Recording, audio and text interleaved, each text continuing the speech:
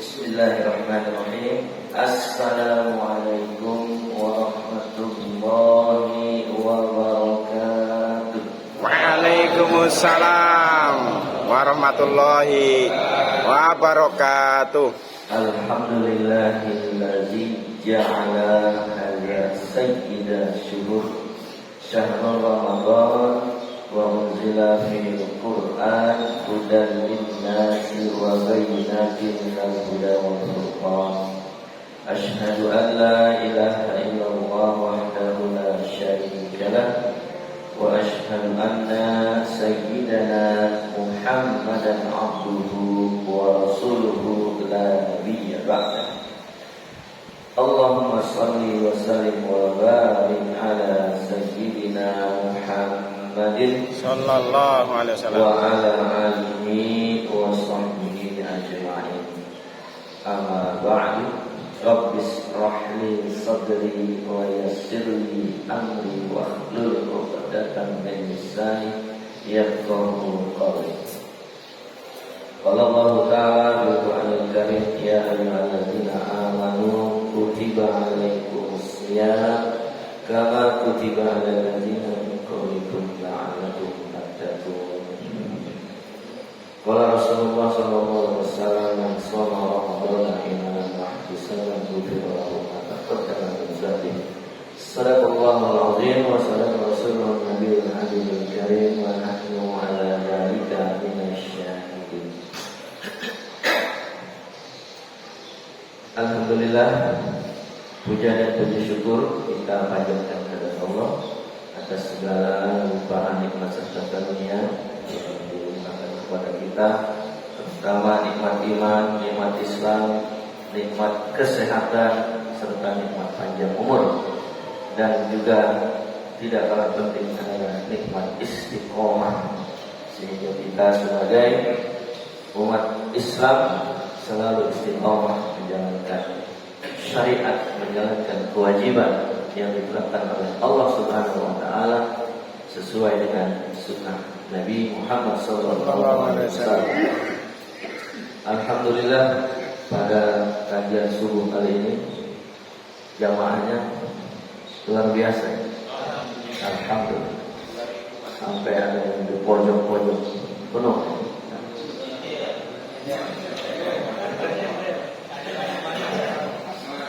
Ini kalau nanti pasca Ramadan bisa dipertahankan seperti ini, Alhamdulillah, bisa salah satu tanda meningkatnya iman kita, sebagai salah satu tanda berhasilnya penggemblengan ibadah kita selama bulan suci Ramadan. Amin. Kita lihat aja nanti. Salawat serta salam semoga tercurah kepada junjungan kita baginda Nabi Muhammad sallallahu alaihi wasallam. Semoga kita selalu istiqomah menjalankan sunnah-sunnahnya sampai akhir hayat kita, dan semoga atas izin Allah kita bisa berjumpa dengan baginda Rasulullah di yaumil akhir. Amin ya Allah ya rabbal alamin. Baik, pada kesempatan kali ini kita akan membahas masih seputar Ramadan, ya, yang mana pada bab yang pertama ini saya akan menyampaikan satu tema atau permasalahan berpuasa tapi meninggalkan sholat. Ada orang puasa Ramadan tapi tidak menjalankan sholat. Banyak. Ya, di sini sih insya Allah nggak ada. Amin. Tahu di sana.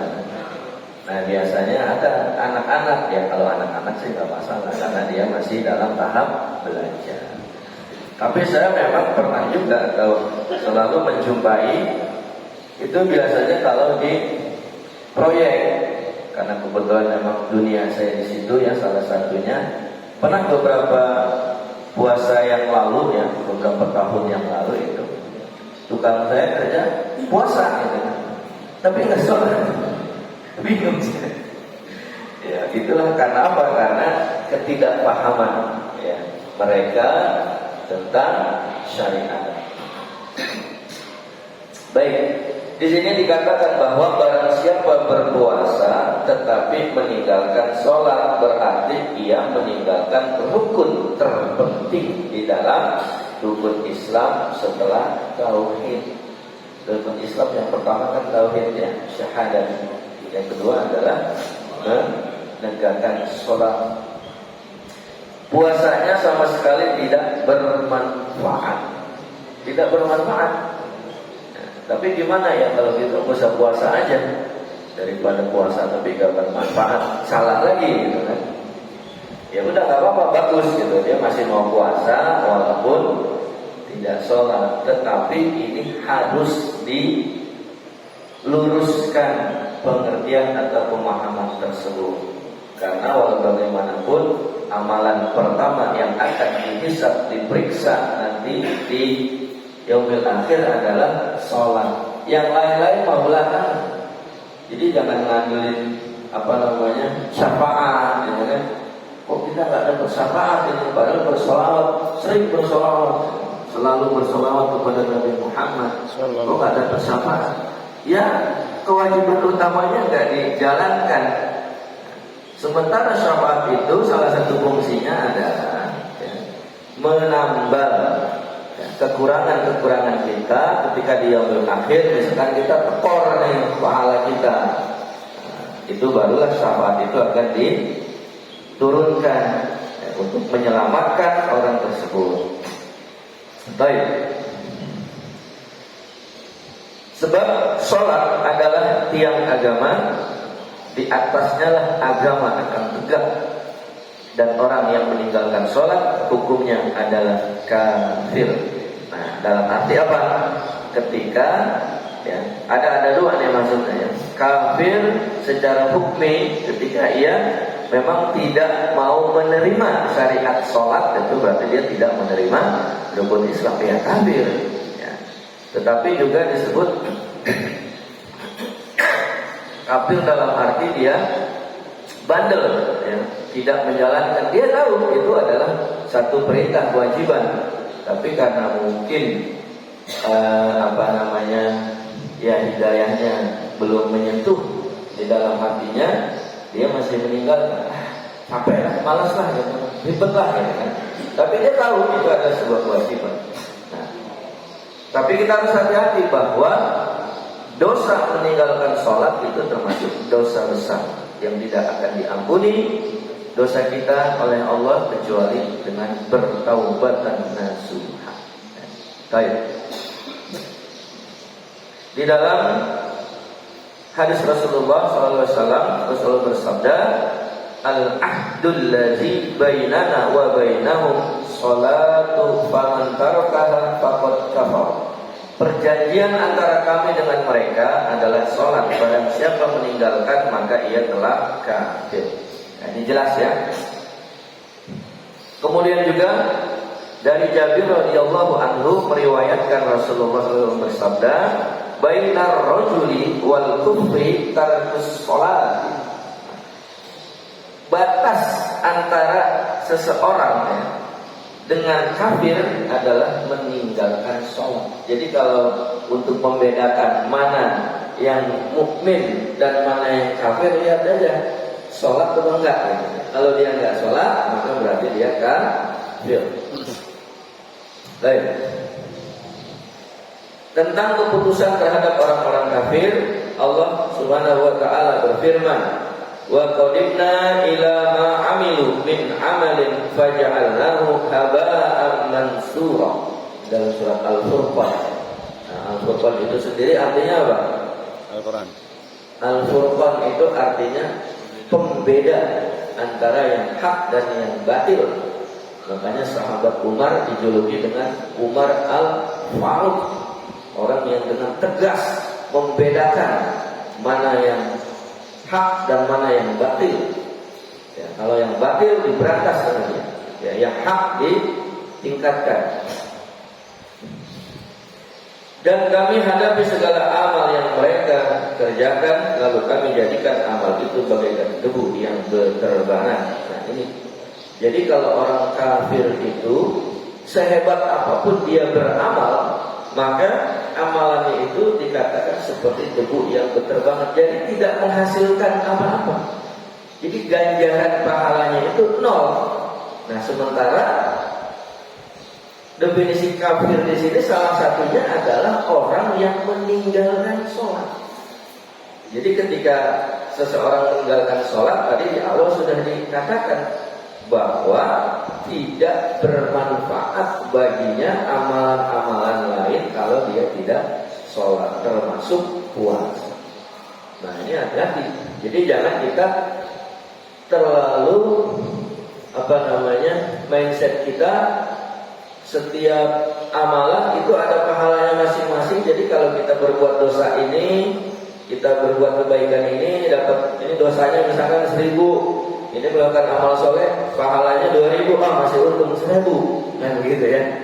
Kalau di dalam amal soleh itu, di dalam syariat itu nggak bisa seperti itu perhitungannya.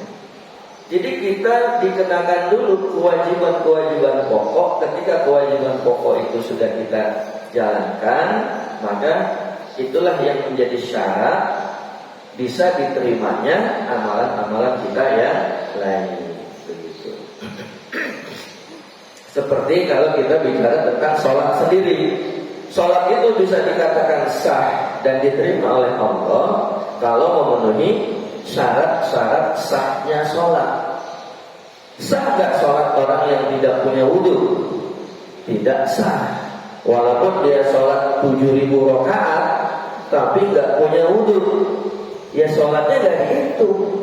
Jadi jangan dikatakan ya wudhu kan pahalanya beda, sholat kan pahalanya tersendiri gitu, masing-masing. Tidak seperti itu. Demikian juga untuk hukum syariat ada amalan atau perintah yang mutlak itu harus dipenuhi dulu, baru akan memberikan akses kepada amalan-amalan yang lain. Baik, berkaitan dengan ayat yang tadi, di sini dikatakan yang seperti debu-debu berterbangan ya, berbagai amal kebajikan yang mereka lakukan dengan tidak karena Allah, niscaya dihapuskan pahalanya, bahkan dijadikan sebagai debu yang berterbangan. Nah, ini juga ada kaitan dengan niat. Nah, makanya ada orang menjalankan amalan, ya, menjalankan perintah agama, tetapi tidak mendapatkan pahala. Kenapa? Karena salah niat. Sedangkan di dalam hukum Islam segala sesuatu harus dilandasi dengan niat. Innamal a'malu binniyat wa innamal likulli imri'in ma nawa. Sesungguhnya setiap perbuatan itu harus disertai niat, dan setiap perbuatan itu tergantung dari niatnya. Jadi kalau contoh misalkan puasa kita berpuasa, puasanya benar, dari sebelum subuh udah sahur, menahan lapar haus, ya, sholat biasa, sholat seperti yang lain, begitu maghrib buka. Tapi dia pasang niatnya biar dibilang orang yang soleh. Nah, saya mau puasa lah kayak orang-orang, biar dibilang alim, biar dibilang soleh, biar dibilang bertakwa. Nah, itu salah niat itu. Kenapa? Ya, padahal kan niat puasa itu harus lillahi ta'ala. Setelah kita mencanangkan niat kita, puasa kita itu hanya untuk Allah, sudah selanjutnya kita serahkan kepada Allah, kita pasrahkan kepada Allah. Tapi kalau orang berpuasa niatnya ingin dianggap sebagai orang soleh, ketika ia sudah dipandang sebagai orang yang soleh oleh tetangga-tetangga teman-temannya, ya sudah, itu udah dia dapatkan.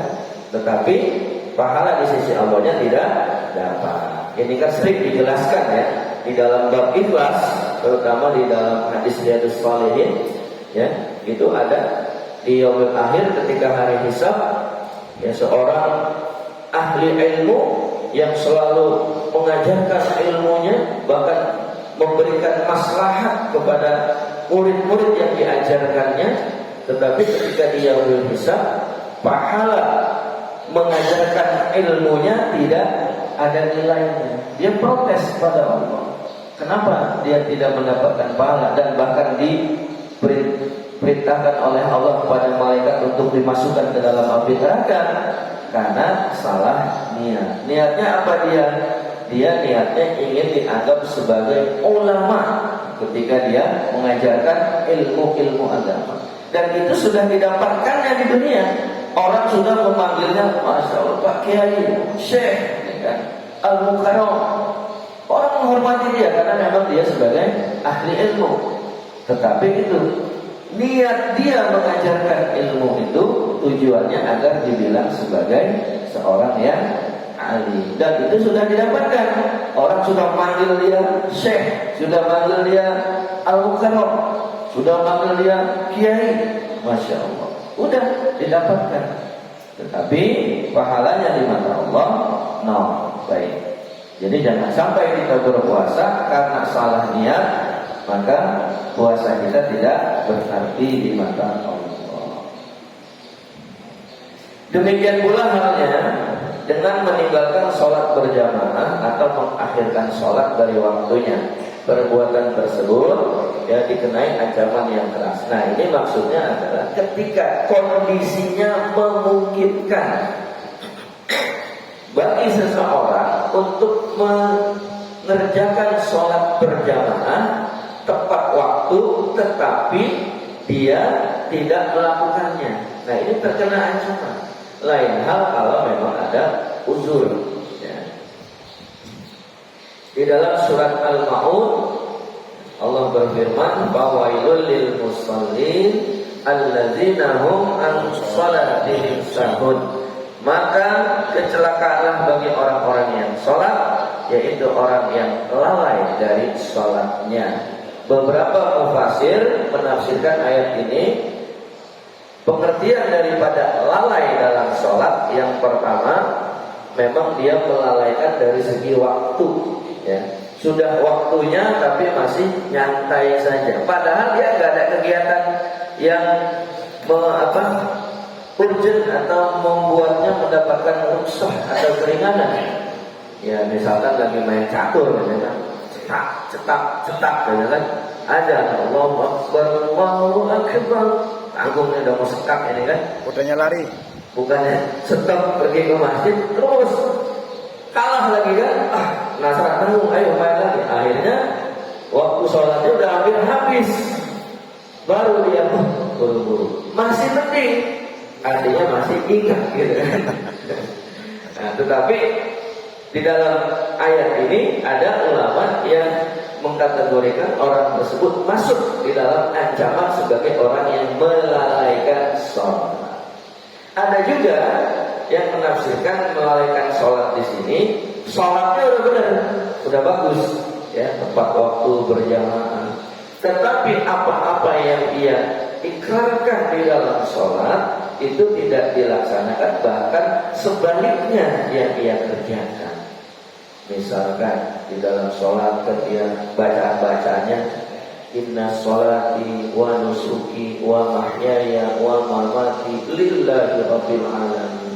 Ya, sesungguhnya sholatku, ibadahku, hidupku, matiku, semuanya hanya kita tujukan kepada Allah Subhanahu wa ta'ala. Tetapi di dalam pelaksanaan, di dalam realita hidup yang ia jalankan tidak seperti itu. Atau misalkan di dalam salah satu ucapannya adalah la syarikalah wa bidzalika umirtu, tidak ada sekutu bagimu. Dan dia mengucapkan seperti itu. Tetapi di dalam kehidupannya justru dia banyak jimat, banyak wafat, banyak guru dukunnya gitu. Berarti kan dia telah melakukan sebuah kesyirikan.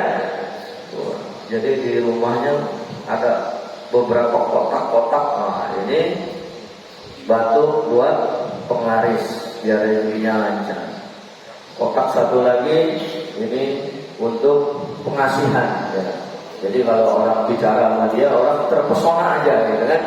Kemudian ketika ia meyakini ya, jimat-jimat tersebut sebagai salah satu wasilah yang menyebabkan ia sukses dalam hidupnya, berarti dia telah menduakan Tuhan. Nah, itulah salah satu yang dikatakan orang yang lalai dalam sholatnya. Sholat, tetapi apa isi yang dia ucapkan janji kepada Allah di dalam sholat tapi tidak dijalankan.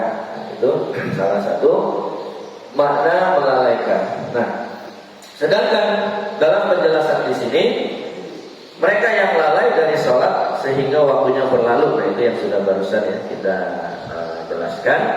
Kalau saja Nabi Shallallahu Alaihi Wasallam, ya ini ada satu riwayat ya.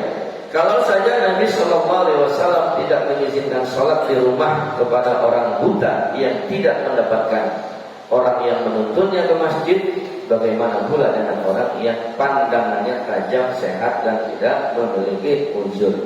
Ya, ada satu kisah riwayat Abdullah bin Umi Maktum.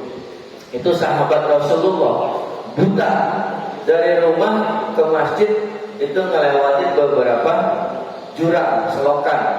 Bahkan ketika ia menuju masjid sering terperosok jatuh. Dia awalnya meminta keringanan oleh Rasulullah. Wahai Rasulullah, apakah aku diizinkan untuk tidak sholat berjamaah?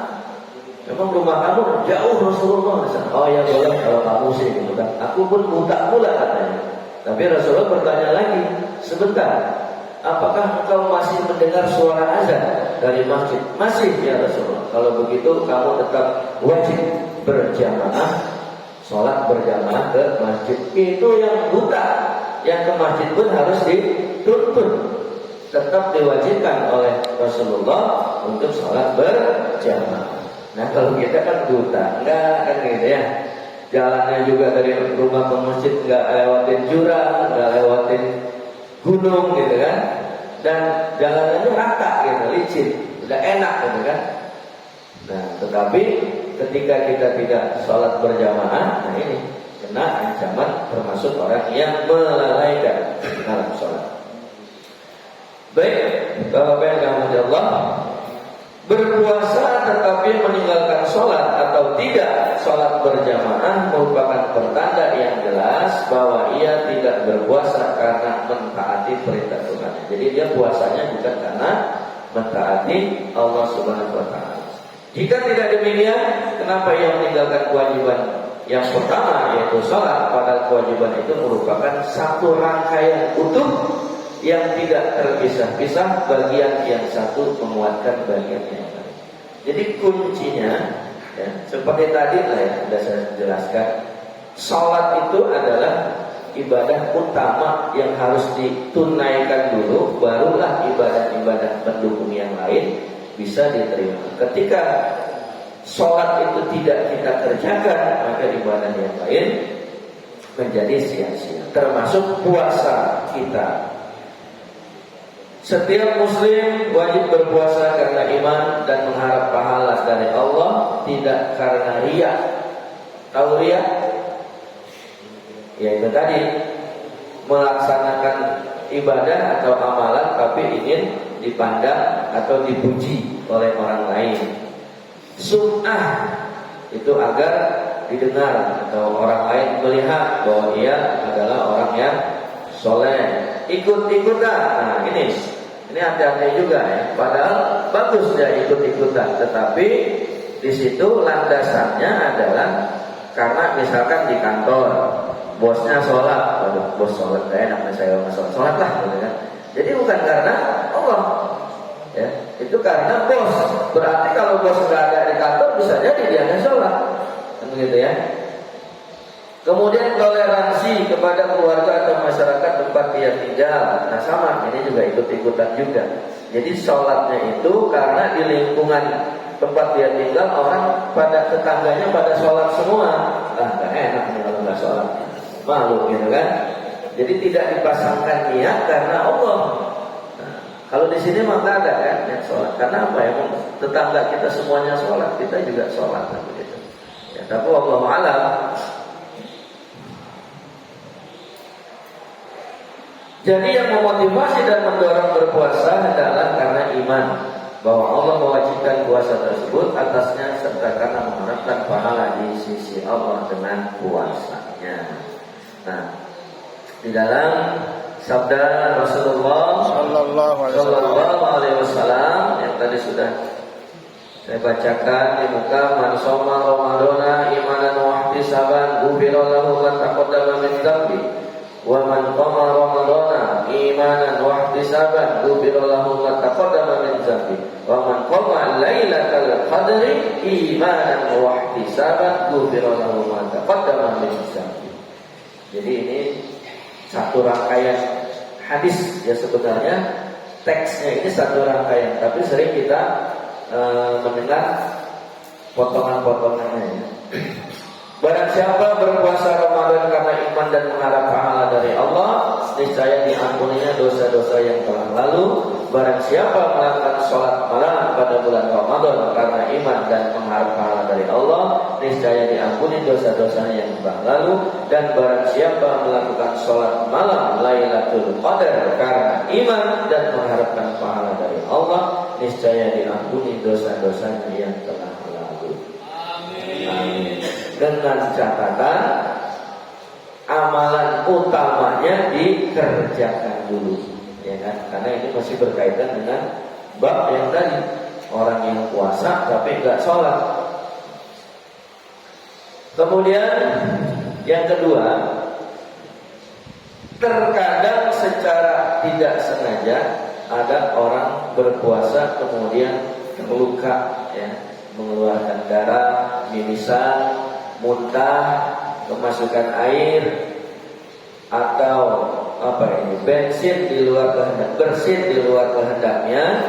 Hal-hal tersebut tidak membatalkan puasa, tetapi orang yang sengaja muntah puasanya batal, karena Rasulullah SAW bersabda, "Man zara'atul khayr fala qada'a alaihi wa mastaqa'a amdan fa'alaihi qada'u." Barang siapa yang muntah tanpa sengaja, maka ia tidak wajib qada atasnya.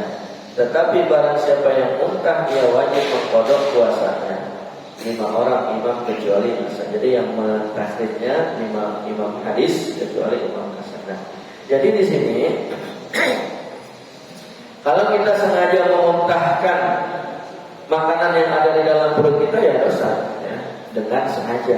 Gimana cara muntahnya? Bisa kita sodok-sodok tenggorokan kita, tapi ini nanti bisa memuntahkan. Hal itu pernah dilakukan oleh sahabat Abu Bakar ketika persisnya saya lupa, kalau nggak salah ia memakan kurma, ya nggak salah, yang menurut dia tidak berhak, gitu kan? Katanya itu kurma sodakoh untuk doa gitu kan, tidak sengaja dia makan. Begitu diketahui, wahai apa istilahnya, ada yang menegur gitu kan, kenapa kalau makan kurma itu untuk orang doa apa? Langsung dia sodokkan, dia muntahkan. Nah itu sedemikiannya, padahal nggak haram, gitu kan? Nah kalau kita kan beda ya sini, ya. Para koruptor itu kan luar biasa. Dari tahun 2018 kompos pertama dengan pertalite dijual dengan harga pertama, ya, yang nilai keuntungan haramnya itu hampir 1.000 triliun. Nah, alhamdulillah, ya kan? Itu dilakukan oleh petinggi perusahaan tersebut. Jadi bukan oleh oknum-oknum tertentu saja, tetapi memang sudah didesain sedemikian rupa. Logikanya kalau sampai 5 tahun lebih tidak ketahuan, apakah itu memang dia kerjakan secara sembunyi-sembunyi atau terstruktur? Pasti terstruktur, ya. Yang mungkin yang atas-atasnya juga tahu, ya, dan dapat.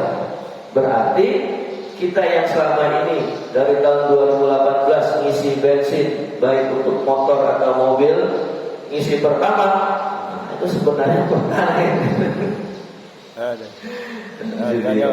Ini jadi lucu. Saya cerita teman saya dari Jawa, dari Wuleri, Lombok.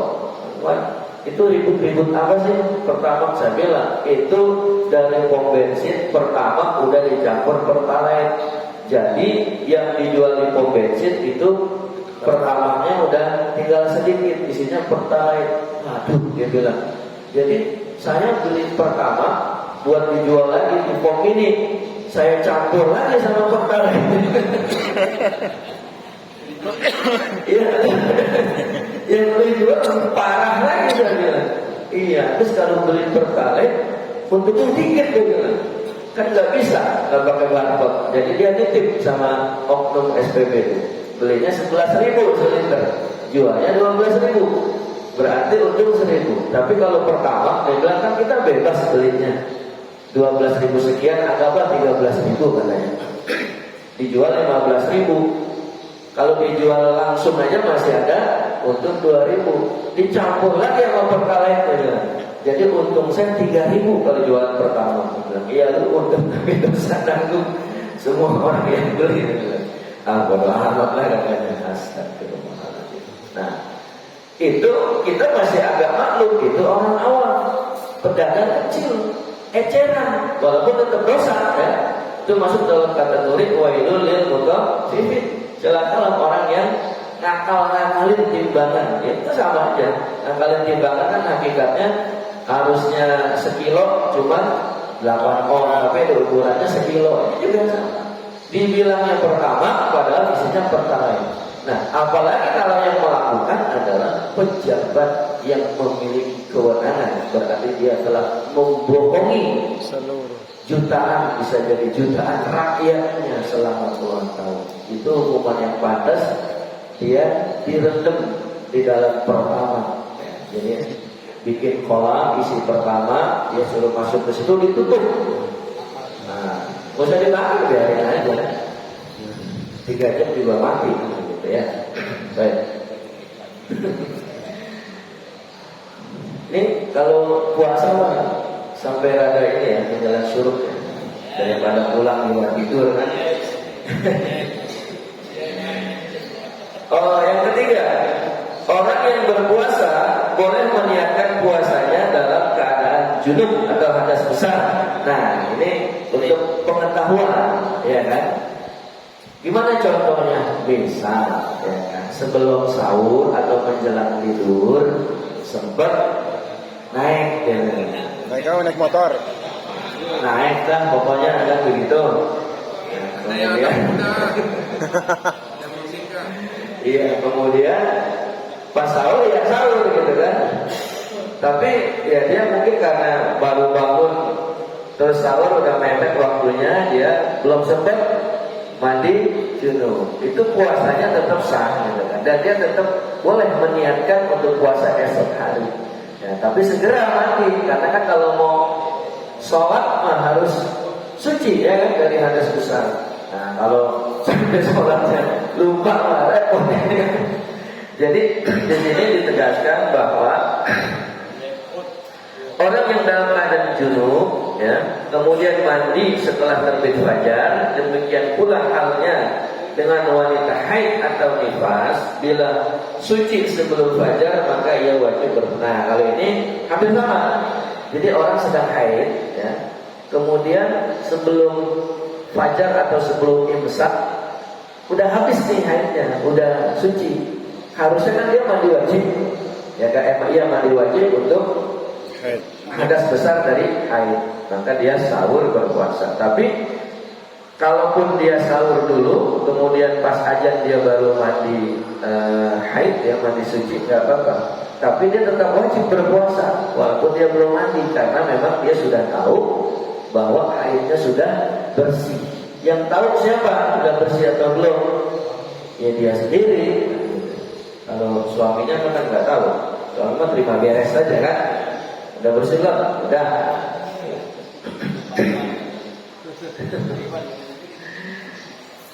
Sebab mandi wajib dan sholat subuh sebelum terbit matahari, karena waktu subuh berakhir dengan terbitnya matahari. Demikian halnya dengan orang junub, ia tidak boleh mengakhirkan mandi hingga terbit matahari. Ia wajib mandi dan sholat subuh sebelum terbit. Karena kalau udah terbit matahari kan waktu subuhnya udah habis. Kecuali kalau ketiduran gitu. Ketiduran pas bangun udah terang, dia dalam kondisi junub, bekas tadi malam naik gitu kan. Nah, habis sahur ngantuk, masih ngantuk kepulasan, bangun udah terang, tetap langsung dia wajib mandi junub dan langsung dia sholat. Ini seperti ini gimana? Ya kalau ini dimaklum karena memang tertidur, karena orang yang tertidur itu kan tidak terkena kewajiban kecuali pura-pura tidur. Itu beda. Di antara hal yang tidak membatalkan puasa adalah pemeriksaan darah, suntik. Nah, jadi kalau kita ngecek ya darah, ya kan, kita mau tahu nih gula darah kita berapa sih, gitu kan, kolesterol kita kan ini dulu dengan jarum ya, strike ya kan diambil. Nah, di sini dikatakan tidak apa-apa. Disuntik misalkan kita karena memang harus disuntik obat ya atau antibiotik dalam kondisi berpuasa tidak apa-apa, kecuali disuntik multi atau nutrisi yang bikin kenyang. Biar ini suntik lah biar kenyang, gitu kan? Kenyang dari pagi ke sore. Nah, ini kalau dilihat secara perbuatannya sih nggak apa-apa, tapi hakikatnya kan nggak dapat ya, gitu kan? Kalau malamnya kita makan suplemen supaya siangnya tetap bugar selama menjalankan puasa, itu tidak apa-apa. Ya, tapi kalau siang datang, dok suntik apa? Yang bikin kenyang dari pagi sampai sore, disuntik kenyang, kan?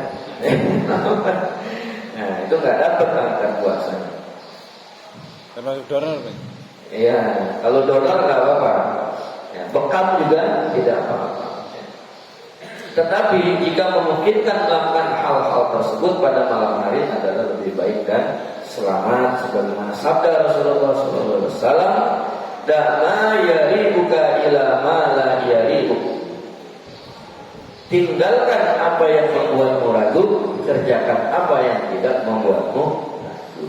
Jadi kalau perkara kita ragu-ragu, kita tinggalkan, ambil yang membuat kita yakin. Misalkan kita lagi sholat sendiri malam-malam,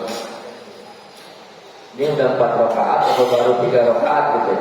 Sebenarnya udah 4 rakaat, tapi dia ragu, ini 3 apa 4 gitu. Nah, dalam hal ini maka diperintahkan untuk meyakinkan kita, anggap aja 3. Jadi tambahin lagi, walaupun ada 5 rakaat masalah ya, karena ini untuk menghilangkan keraguan-raguan. Tetapi berbeda kalau kita habis begini nih, habis sholat subuh kumpul-kumpul di sini, terus pas nanti mau sholat isyruk ragu, sudah kentut belum ya gitu ya. Kalau ini terbakar. Nah, keraguan yang seperti itu justru sebaliknya. Ketika kita tidak yakin bahwa kita sudah batal, berarti kita masih punya wudu. Kenapa? Karena pada dasarnya ketika kita sholat tadi kan kita punya wudu. Kemudian kita tidak yakin atau yakin tidak batal, berarti kita belum batal walaupun timbul keraguan. Tetapi kalau memang kita niatkan untuk mengulang kembali wudhu kita, maka lebih bagus. Kan setiap wudhu kita mendapatkan pahala ya. Kalau kaidahnya itu al-yaqinu la yuzalu bisyak. Satu keyakinan tidak bisa digugurkan dengan satu prasangka. Nah, itu kaidah fikihnya. Kemudian Rasulullah SAW juga bersabda, "Manittaqas syubuhati faqad tabara alidinihi wa irdihi." Barang siapa menjaga dirinya dari berbagai syubhat, maka sungguh dia telah berusaha mensucikan agama dan kehormatannya. Adapun suntikan untuk memasukkan zat makanan, maka tidak boleh dilakukan. Jelas ya, tidak boleh dilakukan sebab hal itu termasuk kategori makan dan minum. Cuman masuknya tidak lewat mulut, tapi lewat suntikan. Nggak boleh kalau begitu kan. Kalau gitu apa bedanya dengan yang diinfus? Ya, infus itu kan sebenarnya memberikan nutrisi makanan ke dalam tubuh, tapi nggak lewat mulut, lewat salah satu pembuluh darah. Kalau kayak gitu dokter suplemen laku kan. Jadi nanti siangnya kira-kira udah rada-rada lapar sebelum ke klinik, dok suntik kenyang, suntik set, udah seger ya, bahkan kenyang gitu kan. Ada nggak? Ada. Ya, buktinya di luar angkasa para astronot itu, karena dia tinggal berbulan-bulan di sana, itu makanannya bukan makanan seperti yang kita makan, nasi, rendang, apa gitu kan. Dia kayak makan seperti pil atau seperti pasta, kayak pasta gigi gitu. yang sekali makan segini itu berapa hari nggak lapar gitu. Karena memang isinya itu sudah diisi dengan nutrisi-nutrisi yang dibutuhkan untuk seluruh tubuh. Nah, itu boleh tuh kalau ada yang jual di toko. Jadi nanti sebelum imsak kita makannya gitu kan, beli apa? Makanan astronot gitu. Bahkan kalau di sana kan bisa beberapa hari, sebulan. buat sebulan. Boleh, cuma nggak ada yang jual ya. Kalau ada laku ini ya. Coba antar makan yang nggak ngenyangin. Baik, dan yang terakhir, orang yang puasa boleh bersiwak pada pagi atau sore. Perbuatan itu sunnah, sebagaimana halnya bagi mereka yang tidak dalam keadaan puasa. Nah, bersiwak di sini ada dua pengertian. Siwak yang kita ketahui sebagaimana yang dilakukan oleh Rasulullah dan sahabat, yaitu dengan kayu siwak kita gosok-gosok. Kita gosok-gosok gigi kita ya untuk menghilangkan sisa-sisa makanan yang itu kan nggak ada apa-apanya siwak itu kan. Cuma ternyata hasil penelitian siwak itu mengeluarkan getah yang bisa membunuh kuman-kuman dan yang membuat gigi kita menjadi terpelihara, menjadi awet. Pokoknya kalau Islam luar biasa. Semua yang dicontohkan oleh Nabi di situ ada maslahat yang luar biasa. Ya. Tetapi juga bisa diartikan bersiwak dalam makna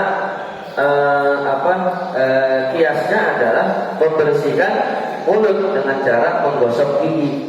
Nah, menggosok gigi ini ada dua pendapat. Ada ulama yang mengatakan walaupun pakai pasta gigi nggak apa-apa, asal hati-hati jangan sampai tertelan, karena pasta gigi kan ada rasanya kan gitu. Tetapi ada juga yang mengatakan kalau bisa dihindari, boleh gosok gigi tapi nggak usah pakai pasta gigi. Ya, yang lebih aman sebelum imsak udah pokoknya ya kan, habis sahur gosok gigi dan pakai sikat gigi dan pasta gigi. Nah, dengan demikian kan berarti kita terhindar dari subhat ya, atau sesuatu yang meragukan. Habis ya waktunya?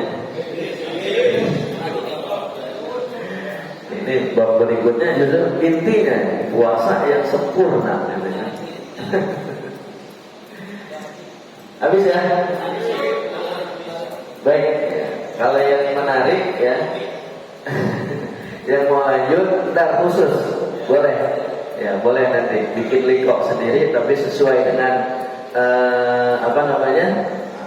amanah yang diberikan oleh bidang ubudiyah. Ini juga dikasih dispensasi nih karena bulan Ramadan, boleh ada lama sedikit. Baik jamaah yang dirahmati Allah, itulah beberapa hal yang harus kita perhatikan agar puasa kita tidak menjadi sia-sia ya, dan kita mendapatkan pahala seperti yang dijanjikan oleh Allah Subhanahu wa taala. Yang mudah-mudahan bermanfaat bagi kita sekalian. Dan mari kita tutup dengan doa singkat. Astaghfirullahaladzim, astaghfirullahaladzim, astaghfirullahaladzim. A'udzubillahi minasyaitonirrajim. Bismillahirrahmanirrahim. Alhamdulillahirabbil alamin, hamdan yuwafi ni'amahu wa yukafi'u manzilah. Ya Rabbana lakal hamdu kama yanbaghi lijalali wajhikal karim wa 'azimi sultanik. Allahumma shalli ala sayyidina Muhammadin salatan tunjina biha min jami'il ahwali wal afat wa taqilana biha jami'al hajat wa tu'riduna min jami'i syaitan wa nabiyina darajat wa timbal min asfatna jami'al khairat.